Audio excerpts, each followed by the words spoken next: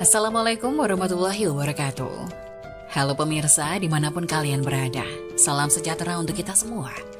Semoga kita semua dalam keadaan sehat dan tetap dalam lindungannya. Kali ini saya akan membawakan cerita inspiratif dan menarik yang sayang untuk dilewatkan. Semoga kisah ini bisa memberikan manfaat dan pelajaran untuk kita semua.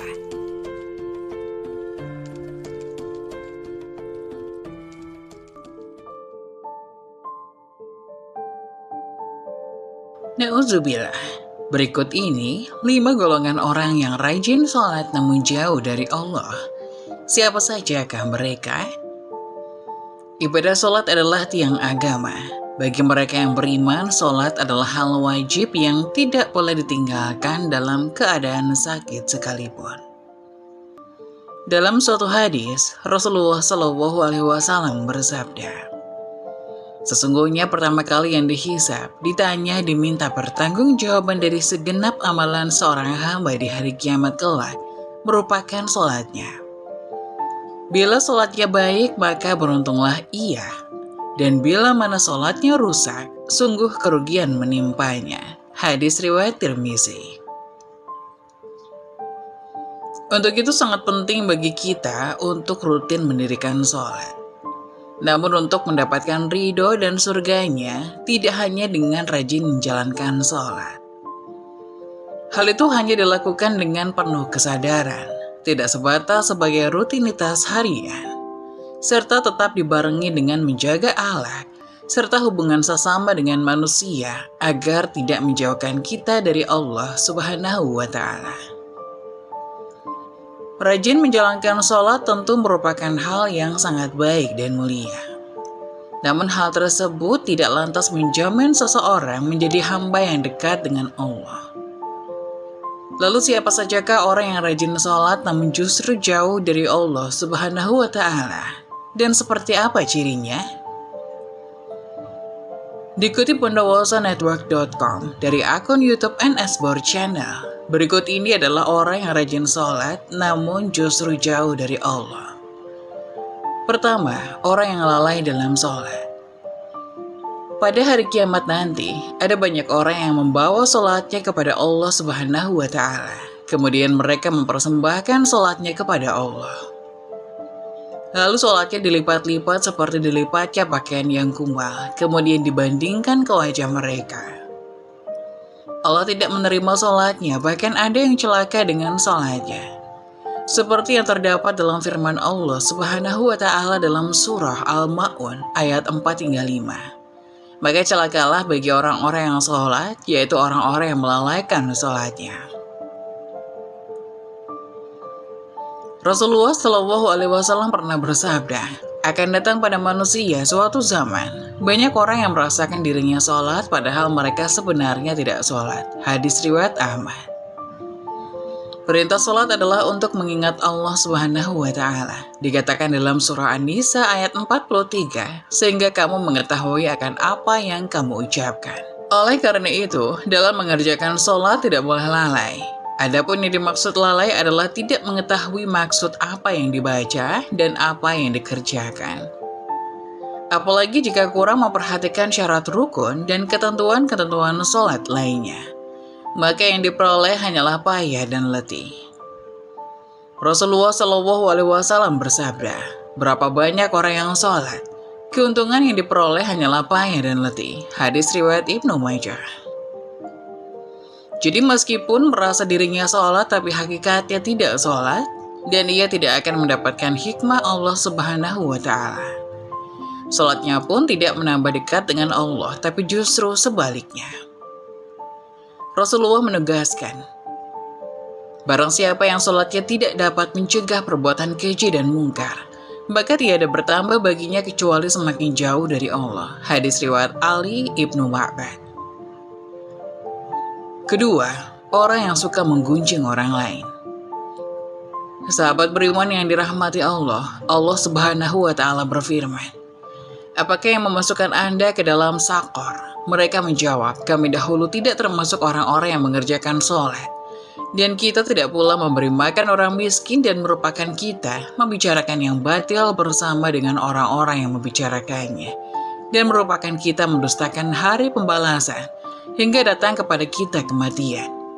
Maka tidak bertujuan lagi bagi mereka syafaat dari orang-orang yang memberikan syafaat. Quran Surat Al-Mudaththir ayat 42 hingga 48. Dalam ayat tersebut, salah satu penyebab orang masuk neraka merupakan karena suka membicarakan ketidaklebihbaikan orang lain. Orang yang mendirikan sholat namun suka membicarakan kejelekan orang lain, maka ia akan ditempatkan di dalam neraka sakor. Ketiga, orang yang acuh pada sesama. Dalam sebuah hadis, Rasulullah SAW menyebutkan bahwa salah satu cara mendekatkan diri kepada Allah Subhanahu wa Ta'ala ialah bersifat dermawan dan senang membantu orang lain, terutama kepada orang yang sedang kesulitan. Rasulullah SAW bersabda, orang yang dermawan dekat dengan Allah, dekat dengan manusia, dan dekat dengan surga. Sedangkan orang yang bakhil atau pelit jauh dari Allah, jauh dari manusia, dan dekat dengan neraka. Orang dermawan insya Allah akan menemukan kenikmatan di dalam sholatnya. Ia akan memperoleh kenikmatan di dalam sholatnya karena dia dijaga oleh para malaikat, diberi cahaya dalam kegelapan, dan diberi ilmu secara langsung oleh Allah Subhanahu wa Ta'ala masuk ke dalam hati sanubarinya. 4. Orang yang riya. Sebab pertama yang ternyata mampu menjerumuskan seorang ahli ibadah tetap mendapatkan azab, bahkan menjadi penghuni neraka, adalah karena mereka riya.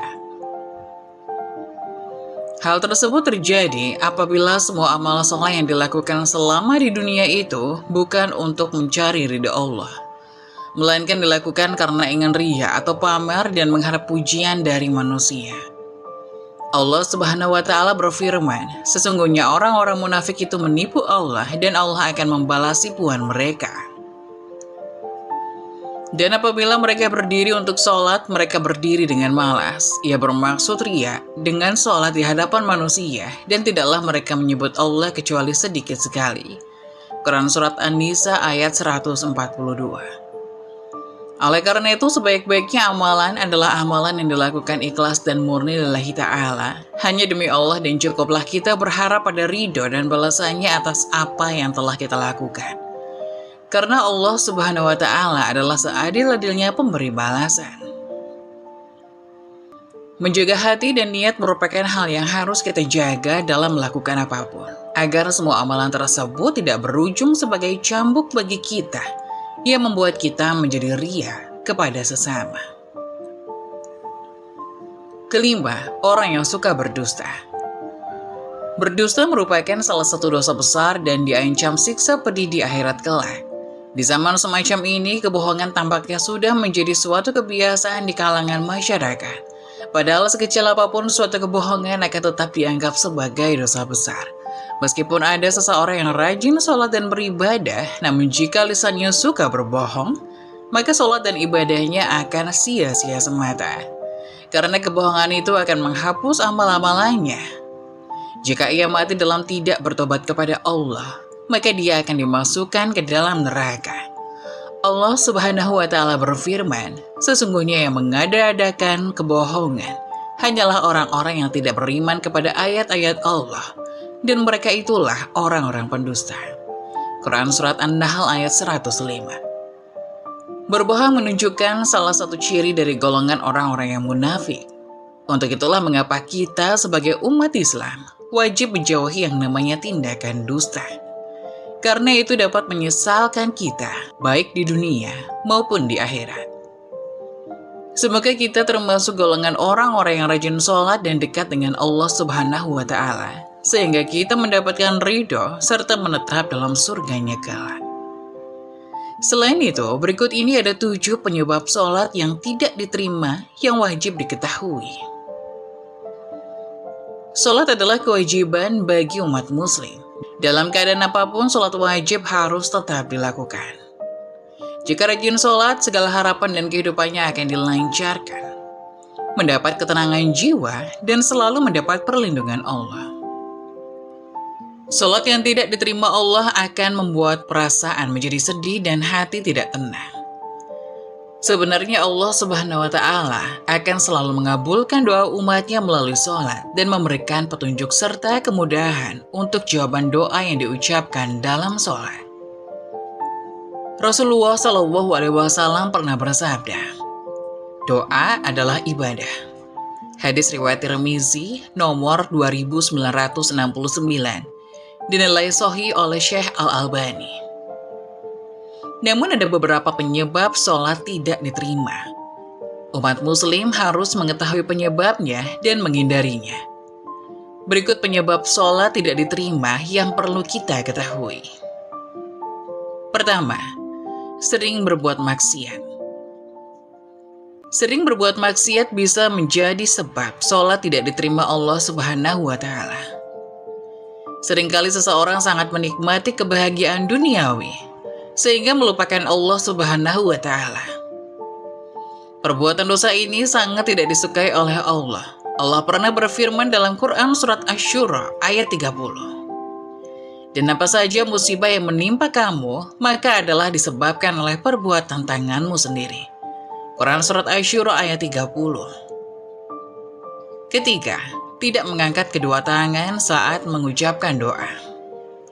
Tidak mengangkat kedua tangan saat mengucapkan doa dalam sholat bisa membuat sholat tidak diterima. Aisyah radhiyallahu anha bersabda bahwa sesungguhnya beliau melihat Rasulullah berdoa sambil mengangkat tangan dan berkata, "Ya Allah, sesungguhnya saya hanyalah seorang manusia." Adab Mufrad 613, berkata Al-Hafidh, sanadnya sahih. Ketiga, tidak pernah bersyukur. Allah selalu memberikan kenikmatan dan mencukupi semua kebutuhan umatnya. Namun sebagai manusia, seringkali kita lupa bersyukur atas nikmat Allah pada saat kita melakukan sholat. Seseorang yang tidak pernah bersyukur atas nikmat Allah membuat doa dan sholatnya tidak diterima. Dari An-Nu'man bin Bashir, Nabi Shallallahu Alaihi Wasallam bersabda, "Barang siapa yang tidak mensyukuri yang sedikit, maka ia tidak akan mampu mensyukuri sesuatu yang banyak." Hadis riwayat Ahmad 278. Keempat, setengah hati melakukan sholat. Sholat adalah kewajiban bagi umat muslim yang harus dilakukan dengan ikhlas. Anda tidak boleh terpaksa atau setengah hati melakukan sholat dalam keadaan apapun. Allah tidak akan menerima segala doa yang dilakukan dengan terpaksa. Rasulullah bersabda, sesungguhnya pertama kali yang dihisab, ditanya dan diminta pertanggungjawaban dari segenap amalan seorang hamba di hari kiamat kelak merupakan sholatnya. Bila sholatnya baik, maka beruntunglah ia. Dan bila mana sholatnya rusak, sungguh kerugian menimpanya. Hadis riwayat Tirmizi. Kelima, membicarakan aib orang lain. Jika seseorang rajin melakukan sholat tetapi sering membicarakan aib orang lain, maka bisa membuat sholat tidak diterima. Allah Subhanahu wa Ta'ala pernah bersabda bahwa, "Hai orang-orang yang beriman, jauhilah kebanyakan dari prasangka. Sesungguhnya sebagian prasangka itu adalah dosa dan janganlah kalian mencari-cari kesalahan orang lain, serta janganlah sebagian kalian menggunjing sebagian yang lain. Sukakah salah seorang di antara kalian memakan daging saudaranya yang sudah mati? Tentulah kalian merasa jijik kepadanya. Dan bertakwalah kepada Allah. Sesungguhnya Allah Maha Penerima Taubat lagi Maha Penyayang." Quran Surat Al-Hujurat ayat 12. 6. Berlebihan dalam hal mubah. Mubah adalah sesuatu yang diperintahkan, tapi apabila tidak dikerjakan tidak berdosa. Contoh, perbuatan mubah terdapat dalam firman Allah surah Al-Maidah ayat 2, yaitu, "Wahai orang-orang yang beriman, janganlah kamu melanggar syiar-syiar kesucian Allah. Dan jangan melanggar kehormatan bulan-bulan haram. Jangan mengganggu hadiu, hewan-hewan kurban, dan qalaid, hewan-hewan kurban yang diberi tanda. Dan jangan pula mengganggu orang-orang yang mengunjungi Baitul Haram. Mereka mencari karunia dan keridhaan Tuhannya. Tetapi apabila kamu telah menyelesaikan ihram, maka bolehlah kamu berburu. Jangan sampai kebencianmu kepada suatu kaum, karena mereka menghalang-halangimu dari Masjidil Haram, mendorongmu berbuat melampaui batas kepada mereka. Dan tolong menolonglah kamu dalam mengerjakan kebajikan dan takwa. Dan jangan tolong menolong dalam berbuat dosa dan permusuhan. Bertakwalah kepada Allah, sungguh Allah sangat berat siksaannya. Quran Surat Al-Maidah ayat 2. Ketujuh, durhaka kepada orang tua. Penyebab sholat tidak diterima yang terakhir adalah karena durhaka terhadap orang tua.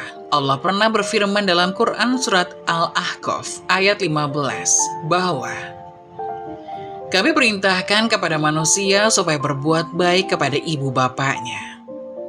Ibunya mengandungnya dengan susah payah dan melahirkannya dengan susah payah pula. Mengandungnya sampai menyapinya adalah 30 bulan. Sehingga apabila dia telah dewasa dan umurnya sampai 40 tahun ia berdoa, Ya Tuhanku, tunjukilah aku untuk mensyukuri nikmat Engkau yang telah Engkau berikan kepadaku dan kepada ibu bapakku, dan supaya aku dapat berbuat amal yang soleh yang Engkau ridhoi. Berilah kebaikan kepadaku dengan memberi kebaikan kepada anak cucuku. Sesungguhnya, aku bertobat kepada Engkau, dan sesungguhnya, aku termasuk orang-orang yang berserah diri. Quran Surat Al-Ahqaf ayat 15. Semoga penjelasan tadi dapat memberikan hikmah dan bermanfaat untuk penonton semuanya. Jangan lupa like, subscribe channel ini agar tidak ketinggalan info-info bermanfaat lainnya. Sekian dari kami, terima kasih. Wassalamualaikum warahmatullahi wabarakatuh.